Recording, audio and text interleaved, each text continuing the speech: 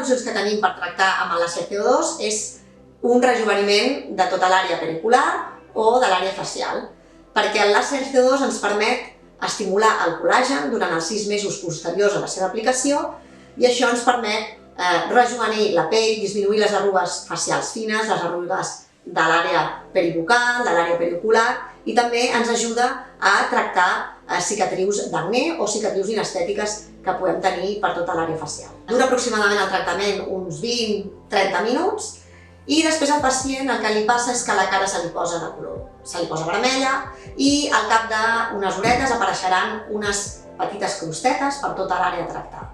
La inflamació més important i les costres més fosques es produiran a l'endemà. Els resultats del rejoveniment es poden ja veure de forma evident al cap d'una setmana, però no seran definitius fins al cap de 3 mesos, que és quan el nou col·làgen ja s'haurà començat a produir. És molt important evitar l'exposició solar durant els mesos posteriors.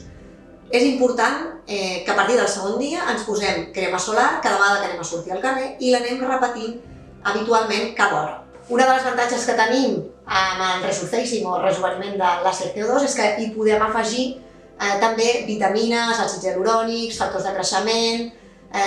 En el mateix acte, el que ens dona una recuperació molt més ràpida de la pell, una regeneració molt més completa i és un complement al nostre rejoveniment amb CO2.